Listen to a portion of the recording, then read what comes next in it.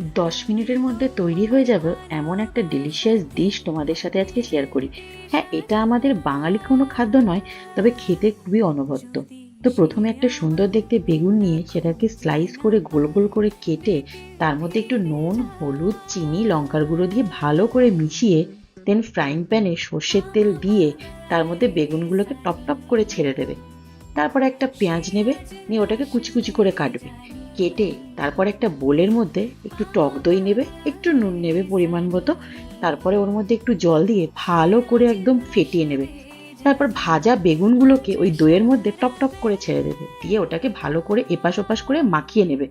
তারপর একটা কড়াইতে সর্ষের তেল দিয়ে তার মধ্যে জিরে, কালো সর্ষে, কারি পাতা দিয়ে ওই কুচনো পেঁয়াজগুলো দিয়ে একটু হলুদ গুঁড়ো, একটু লঙ্কার গুঁড়ো দিয়ে নেড়ে চেড়ে ওই মিশ্রণটাকে ওই দইয়ের মধ্যে দিয়ে ভালো করে নেড়ে চেড়ে নিলেই তৈরি আমাদের সুন্দর দই বেগুন। খেয়ে জানিও কিন্তু কেমন